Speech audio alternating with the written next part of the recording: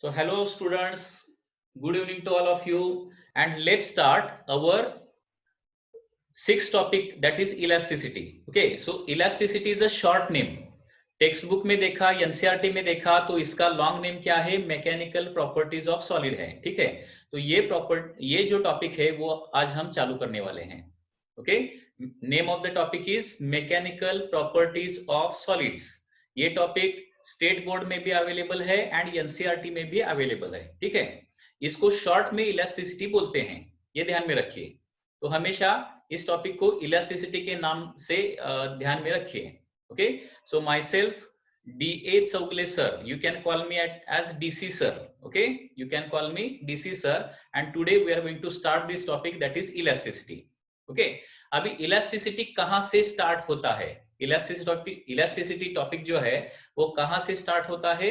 It starts from the concept of rigid body. Rigid body का जो concept है ना, वहां से इलास्टिसिटी टॉपिक चालू होता है। ओके, अभी रिजिड बॉडी क्या है? देखिए, rigid body, suppose this is a body. Okay, यहां पे एक बॉडी है। नाउ आपको पता है कि every body is made up of large number of particles. हर एक body large number of particles से बनती है, like this. Suppose this is a body and these are the particles in the body. Okay, इस body में क्या है? ये पार्टिकल्स है। अभी यहाँ पे मैंने अगर फोर्स लगाया, suppose I apply force, and force लगाने के बाद once again देखिए, this body is made up of large number of particles. The particles are represented by dots like this. इस बॉडी पर मैंने क्या किया है? यहाँ पे फोर्स लगाया है। अभी फोर्स लगाने के बाद अगर distance between two particles does not change, okay, distance between any two particle does not change, in that case it is called as rigid body. Okay, मैं क्या बता रहा हूं? देखिए, किसी भी बॉडी पर, मतलब किसी बॉडी पर जब हम फोर्स अप्लाई करते हैं और फोर्स अप्लाई करने के बाद distance between any two particle does not change, okay, so in that case it is called as rigid body. मतलब कितना भी फोर्स लगाओ, बॉडी का शेप चेंज नहीं होता, साइज चेंज नहीं होता, उसको क्या बोलते हैं? हम रिजिड बॉडी बोलते हैं। ओके, सो रिजिड बॉडी के लिए क्या होना चाहिए? Distance between any two particle should not change. मैंने क्या बताया? किसी भी दो पार्टिकल के बीच का डिस्टेंस चेंज नहीं होना चाहिए। कितना भी फोर्स लगाओ, distance between particle does not change. Okay, मतलब बॉडी का शेप नहीं चेंज होता, साइज नहीं चेंज होता, उसको हम रिजिड बॉडी बोलते हैं। अभी देखिए, परफेक्टली रिजिड बॉडी एग्जिस्ट नहीं करती। Perfectly rigid body does not exist in nature. तो पहले क्या करेंगे? यहाँ पे हम रिजिड बॉडी का डेफिनेशन लिखेंगे। रिजिड बॉडी का डेफिनेशन क्या है? देखिए, the body in which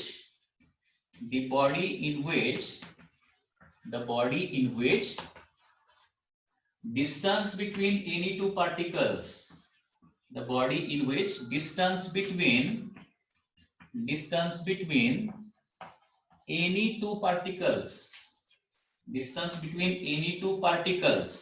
okay, distance between any two particles doesn't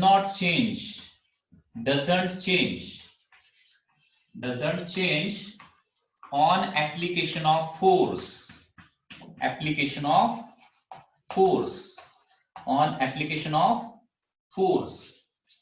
okay, is called as rigid body. Okay, so rigid body का definition समझ में आया? कि देखिए, the body in which distance between any two particles, okay, distance between any two particle doesn't change at all on application of the force apply करने पर distance between particle अगर change नहीं होता है, डिस्टेंस उतना ही रहता है, बॉडी का शेप साइज कुछ भी अगर चेंज नहीं होता है, तो उसको हम बोलते हैं हम रिजिड बॉडी। ओके, अभी देखिए यहाँ पे एक इंपॉर्टेंट सेंटेंस है, perfectly rigid body does not exist. Okay, यहाँ पे सेंटेंस क्या है? देखिए, perfectly rigid body doesn't exist. Okay, perfectly rigid body exist नहीं करती है। तो इसका मतलब क्या होता है? फोर्स लगाने के बाद क्या होता है? डिस्टेंस बिटवीन पार्टिकल चेंज होता है। मतलब फोर्स लगाने के बाद क्या होता है, बॉडी का शेप चेंज होता है या फिर साइज चेंज होता है या फिर दोनों भी हो सकता है, ठीक है। और जहां पे रिजिड बॉडी का कंसेप्ट खत्म होता है, वहीं से इलास्टिसिटी का स्टार्ट होता है, इलास्टिसिटी का कंसेप्ट वहीं से स्टार्ट होता है। तो यहां तक आपको कुछ डाउट है क्या, बोलिए। रिजिड बॉडी का कंसेप्ट समझ में आ गया क्या? रिजिड बॉडी क्या होता है, वन सेकेंड बताता हूं। फोर्स अप्लाई करने के बाद distance between any two particles does not change, that is called as rigid body. very simple concept. perfectly rigid body exist नहीं करती, मतलब फोर्स लगाने के बाद डिस्टेंस बिटवीन पार्टिकल चेंज होता है, ओके। वो अभी हमें स्टडी करना है इलास्टिसिटी टॉपिक में, ठीक है। तो इसके बाद अभी फोर्स लगाने के बाद क्या होता है, फोर्स लगाने के बाद पार्टिकल के बीच का डिस्टेंस या फिर एक तो बढ़ जाएगा या फिर कम हो जाएगा। पार्टिकल के बीच का डिस्टेंस कम होता है या फिर बढ़ता है फोर्स लगाने के बाद, ठीक है। एंड ड्यू टू दैट क्या होता है, ड्यू टू दैट बॉडी का शेप एंड साइज क्या होता है, चेंज हो सकता है।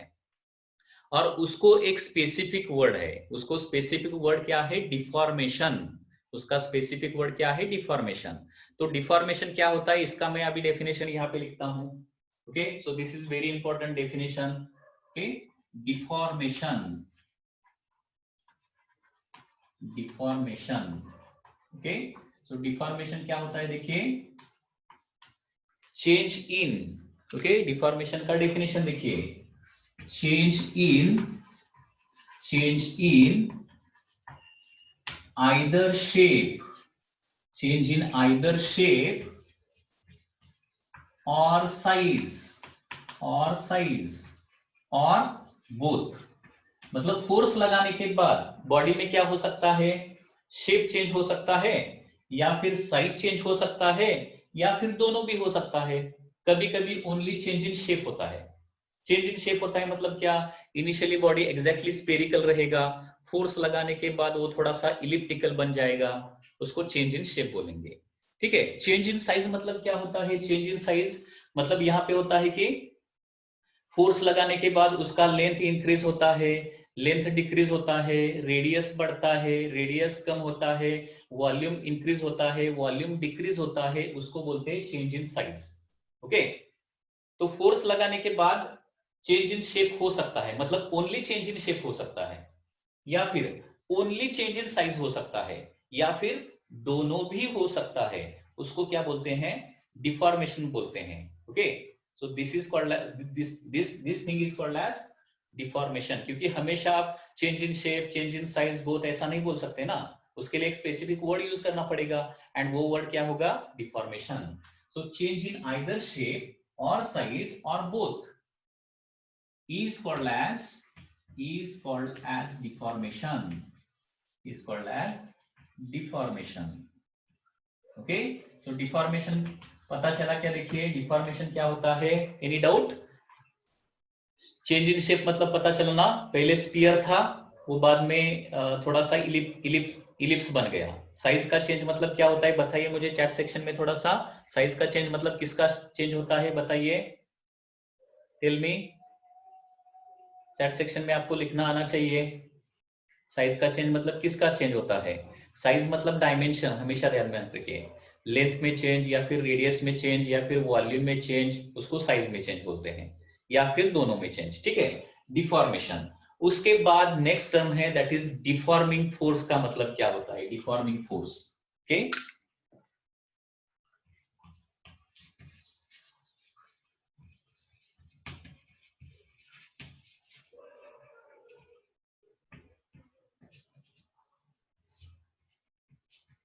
deforming force, the force which produces deformation is called as deforming force, okay। जिस फोर्स की वजह से बॉडी में चेंज इन शेप होता है या फिर साइज होता है या फिर दोनों होता है, उसको क्या बोलते हैं हम, डिफॉर्मिंग फोर्स बोलते हैं, okay. The force, very simple definition है, the force which produces, the force which produces deformation, the force which produces deformation is called as deforming force, deforming force, okay. Deforming force मतलब एक type का force ही है, different नहीं है कुछ भी है। Okay, only thing is that जो फोर्स डिफॉर्मेशन प्रोड्यूस करता है, चेंज इन शेप या फिर साइज या फिर दोनों करता है, उस फोर्स को क्या बोलते हैं हम? डिफॉर्मिंग फोर्स बोलते हैं। ओके, समझ में आ रहा है ना? Deforming force, so it is a type of force only and it is going to produce deformation and therefore it is called as deforming force। जो फोर्स डिफॉर्मेशन प्रोड्यूस करता है उसको हम डिफॉर्मिंग फोर्स बोलते हैं। ठीक है, अभी आगे देखिए क्या होता है। फोर्स हमने लगाया, किसी भी बॉडी पर फोर्स लगाया, फोर्स लगाने के बाद क्या हो गया? उसका change in shape and size या फिर दोनों हो गया। ठीक है, अभी फोर्स रिमूव करने के बाद क्या होता है? उस पर ये इलास्टिसिटी का कंसेप्ट बेस्ड है। फोर्स लगाने के बाद डिफॉर्मेशन हो गया, फोर्स रिमूव करने के बाद क्या होता है? उस पर इलास्टिसिटी आता है या फिर प्लास्टिसिटी का कंसेप्ट आता है। ठीक है, तो यहाँ पे अभी क्या देखेंगे हम? इलास्टिसिटी का कंसेप्ट देखेंगे। इलास्टिसिटी क्या होता है? इलास्टिसिटी का कंसेप्ट अभी हम देखने जा रहे हैं। इलास्टिसिटी आपको एक अभी एग्जांपल मैं बता देता हूं। एग्जांपल क्या है देखिए, सपोज हमने एक रबर का बॉल लिया, रबर बॉल, या फिर रबर का स्ट्रिंग लिया, रबर कॉर्ड लिया, सपोज रबर का हमने एक कॉर्ड लिया, उस पर स्ट्रेचिंग फोर्स लगाया, तो स्ट्रेचिंग फोर्स लगाने के बाद क्या हो जाएगा? उसका लेंथ बढ़ जाएगा। करेक्ट है ना? रबर कॉर्ड पर स्ट्रेचिंग फोर्स लगाने के बाद उसका लेंथ बढ़ जाएगा एंड फोर्स रिमूव करने के बाद क्या हो जाएगा? वो ओरिजिनल लेंथ को आ जाएगा। ओके, मतलब ऐसे there are such type of bodies. Okay, ऐसे भी कुछ बॉडी है जिसमें क्या होता है? फोर्स लगाने के बाद डिफॉर्मेशन प्रोड्यूस होता है एंड फोर्स रिमूव करने के बाद body original shape and size को फिर से आती है। Original shape and size body क्या करती है? रिगेन करती है। ओके, एंड ये जो प्रॉपर्टी है, due to which body can regain original shape and size, okay, इस प्रॉपर्टी को ही क्या बोलते हैं हम? इलास्टिसिटी बोलते हैं। सो इलास्टिसिटी क्या है? प्रॉपर्टी है, ये ध्यान में रखिए। इलास्टिसिटी क्या होता है? बॉडी का एक प्रॉपर्टी होता है, ओके, जिस प्रॉपर्टी की वजह से क्या होता है? डिफॉर्मेशन, मतलब फोर्स अप्लाई करने के बाद डिफॉर्मेशन प्रोड्यूस होता है एंड फोर्स रिमूव करने के बाद क्या होता है?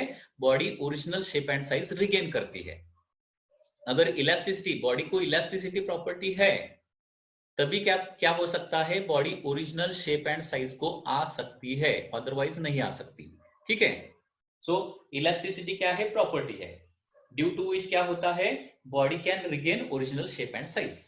ओके, शॉर्ट में मैंने इलास्टिसिटी का डेफिनेशन बताया।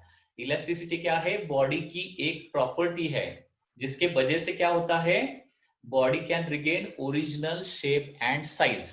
ओके, ये ध्यान में रखिए। Okay, so it is property, it is property, elasticity क्या है? एक प्रॉपर्टी है। it is property due to which, the property due to which क्या होता है? Body gets deform on application of deforming force. पहले डिफॉर्मेशन प्रोड्यूस होता है, ये हमें लिखना पड़ेगा इधर। पहले डिफॉर्मेशन प्रोड्यूस होता है एंड उसके बाद फोर्स रिमूव करने के बाद body original shape and size regain करती है, ये लिखना पड़ेगा। It is the property due to which body gets deform, body gets deform. Okay,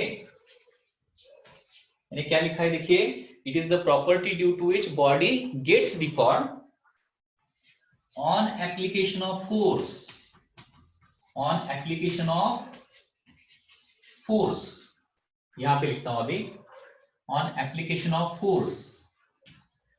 क्या होता है देखिए, क्या लिखा है देखिए once again, it is the property due to which body gets deform on application of force and, उसके बाद ये इंपॉर्टेंट है, अभी इंपॉर्टेंट क्या है देखिए, and regain, regain original shape and size, regain original shape, regains original shape and size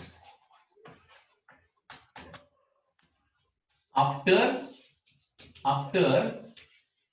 removal, after removal of deforming force, after removal of deforming force, okay, is called as elasticity. Definition समझ में आया क्या? देखिए very simple definition है. Elasticity क्या है? Property है. तो यहाँ पे पहले क्या होता है? फोर्स लगाने के बाद डिफॉर्मेशन प्रोड्यूस होता है एंड फोर्स रिमूव करने के बाद body original shape and size को आ जाती है. Okay, original shape and size regain करती है फोर्स रिमूव करने के बाद, उसको बोलते हैं elasticity. Okay, so once again see the definition. It is the property due to which body gets deformed on application of the force. Body gets deformed on application of the force. Body gets deformed on application of the force and regains original shape and size. And regains original shape and size after removal of deforming force. Regains original shape and size after removal of deforming force. That is called as elasticity. तो elasticity क्या है? Property है. अभी देखिए जिस भी body को ये इलास्टिसिटी प्रॉपर्टी रहती है, okay, the body which possess the property of elasticity, उसको क्या बोलेंगे हम? इलास्टिक बॉडी बोलेंगे. Okay, so next is the elastic body. Elastic body, elastic body, elastic body. समझ में आ रहा है ना? अभी इलास्टिसिटी मतलब प्रॉपर्टी है एंड जिस बॉडी को ये प्रॉपर्टी रहेगी, जिस बॉडी को इलास्टिसिटी प्रॉपर्टी रहेगी उसको हम इलास्टिक बॉडी बोलेंगे. ठीक है? The body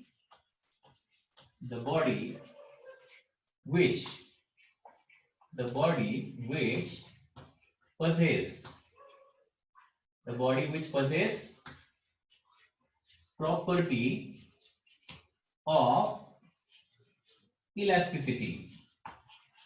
The body which possesses the property of elasticity is called as elastic body. Elastic body. Elastic body. ठीक है? तो अभी आप एक चीज ध्यान में रखिए. Okay, all should concentrate here. सभी लोग इधर देखिए. आप क्या कीजिए, जब मैं आपको पढ़ाता हूं तो कुछ भी लिख के मत लीजिए. Don't take down anything. Write मत, कुछ भी राइट मत कीजिए. ओनली यहाँ पे कॉन्सेंट्रेट कीजिए क्योंकि ये रिकॉर्डिंग ऑलरेडी चल रहा है. तो इसका जो वीडियो है वो बाद में मैं आपको भेजूंगा. तो आप उस टाइम क्या कीजिए, इसका नोट्स बनाइए. ठीक है? तो क्या हो जाएगा, ड्यू टू दॅट त्याच्यामुळे काय होईल लक्षात घ्या, तुमचं एक रिव्हिजन पण व्यवस्थित होईल. त्याच्यामुळे रिव्हिजन पण होईल ना तुमचं व्यवस्थित आणि नोट्स चांगल्या प्रकारे तयार होतील. आणि शिकवताना फुल कॉन्सन्ट्रेशन इकडे असल्यामुळे काय होईल, तुम्हाला ते व्यवस्थित लक्षात येईल. So while teaching give your full concentration towards teaching only. Don't write anything. Okay, ठीक है ना? हाँ, इलास्टिक बॉडी का डेफिनेशन क्या है? देखिए, the body which possess the property of elasticity is called as elastic body. Very simple definition. ठीक है ना? The body which possess the property of elasticity is called as elastic body. अभी इस elastic body का examples लिखेंगे. आप ही मुझे बताइए. थोड़ा सा क्या कीजिए, in spite of writing, okay, do chatting with me in the chat section. Okay, जब मैं कोई क्वेश्चन आपको पूछता हूं तो उसका क्वेश्चन वहां, उसका आंसर वहां पे क्या कीजिए, पोस्ट कीजिए. तो मुझे मतलब ये लेक्चर इंटरएक्टिव लगेगा थोड़ा सा. ठीक है ना? तो यहाँ पे राइटिंग बंद कीजिए कंप्लीटली, चैट सेक्शन ओपन कीजिए. जो भी क्वेश्चन मैं आपको आस्क करता हूँ उसके आंसर वहां पे लिखने का प्रयत्न कीजिए. तो इंटरेक्शन अच्छा हो जाएगा. कुछ समझ में नहीं आया तो आप बोलिए सर रिपीट दिस, और उसमें कुछ वर्ड है उसका मीनिंग समझ में नहीं आता तो बोल दीजिए sir what is the meaning of this, what is meaning of that word. Okay, ये कंसेप्ट उसमें. और अगर डिफरेंट क्वेश्चन आपके दिमाग में आ रहा है तो वो भी क्वेश्चन आप पूछ सकते हैं. Okay, so do the interaction while teaching.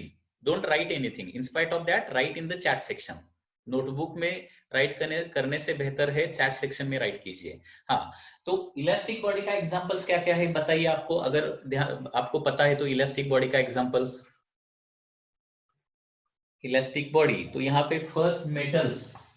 Okay, metals are the elastic bodies. Okay, Prathamesh has given this answer, metal. उसके बाद Prathamesh has given another answer, that is rubber.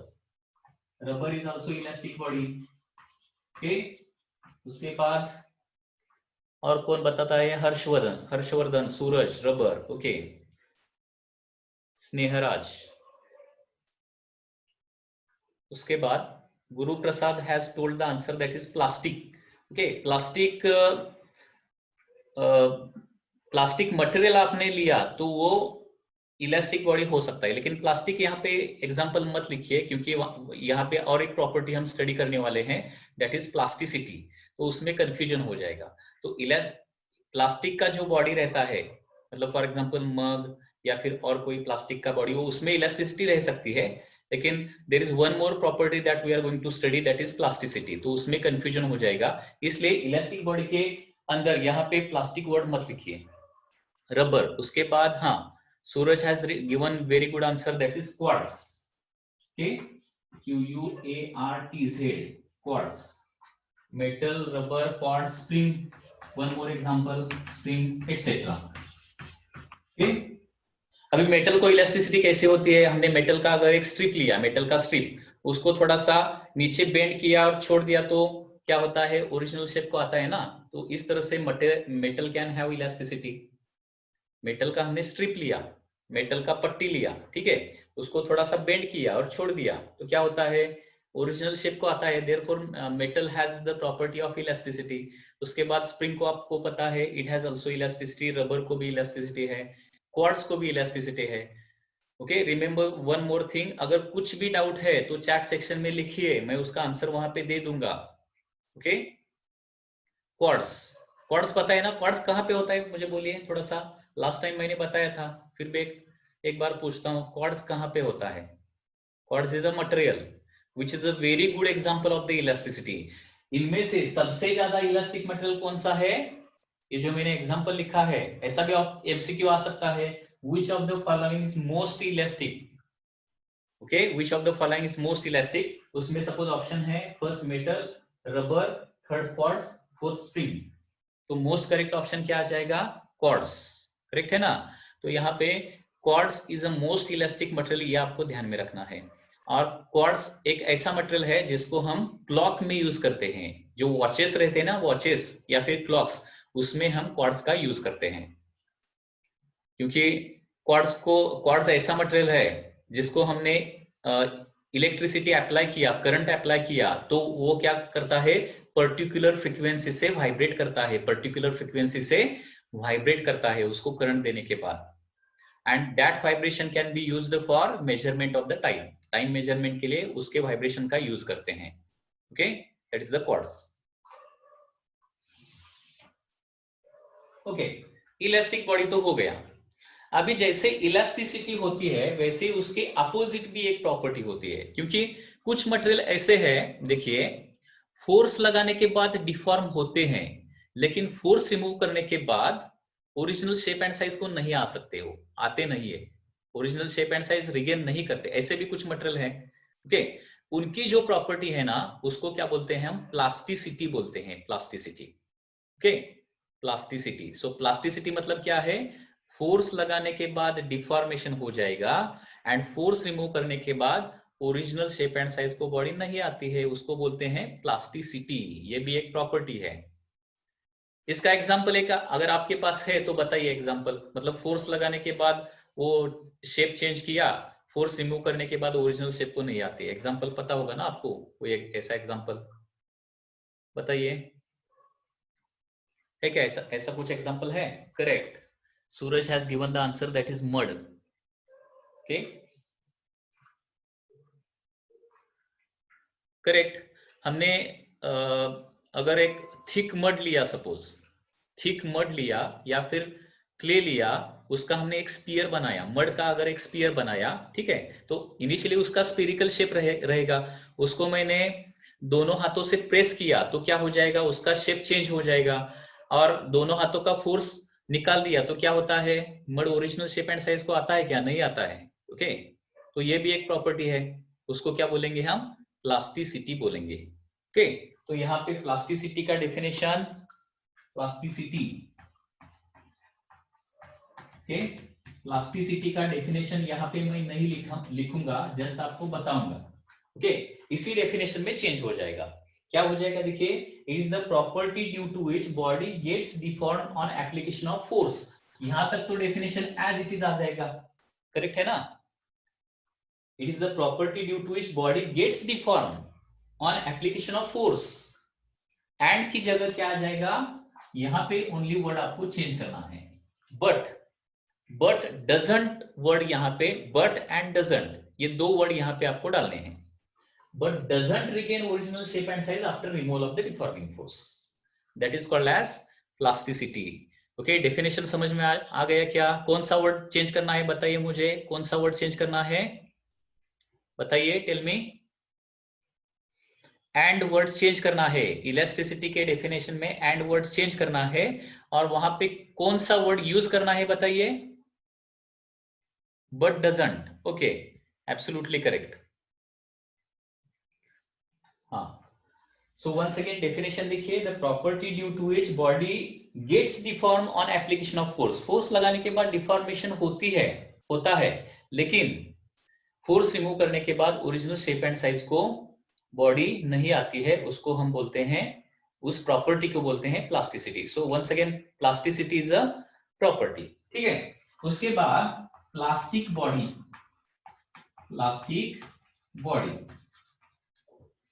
तो यहाँ पे आपको डेफिनेशन ये सब कुछ लिखना है. This is homework for you. आपका होमवर्क क्या रहेगा, बाद में जब मैं रिकॉर्डिंग भेज दूंगा, so from that recording you are going to write all this things. ये आपको लिखना है. That is your homework. ठीक है. Plastic body. अभी जैसे इलास्टिक बॉडी का डेफिनेशन रहेगा वैसे ही प्लास्टिक बॉडी का डेफिनेशन रहेगा. ओके. तो यहाँ पे इलास्टिक बॉडी का जैसे डेफिनेशन है ना, उसमें एक वर्ड सिर्फ चेंज हो जाएगा. इलास्टिक बॉडी का जो डेफिनेशन है उसमें एक वर्ड सिर्फ चेंज करेंगे. कौन सा वर्ड बताइए, यहाँ पे कौन सा वर्ड चेंज करना है? फास्ट.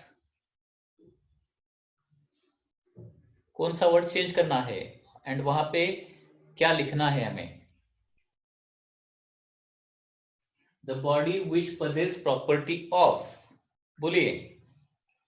ये इलास्टिसिटी वर्ड यहां से निकाल दीजिए. ओके. एंड यहाँ पे correct, Harshvardhan correct, Guru Prasad correct, Rohan correct. Okay. तो यहाँ पे इलास्टिसिटी वर्ड निकाल दीजिए, प्लास्टिसिटी वर्ड डाल दीजिए, तो automatically you will get the definition of the plastic body. The body which possess the property of plasticity is called as plastic body. बहुत easy है. देखिए इनिशियल पार्ट तो बहुत इजी है, कुछ भी डिफिकल्टी इसमें नहीं है. अभी इसका एग्जांपल लिखेंगे. Examples of elastic body. Example बताइए वन बाय वन. ये एक एग्जांपल तो आपने बताया, mud is one example. Okay. So mud is one example. Another example क्या है बताइए? Next example. मड के बाद नेक्स्ट एग्जांपल प्लास्टिसिन.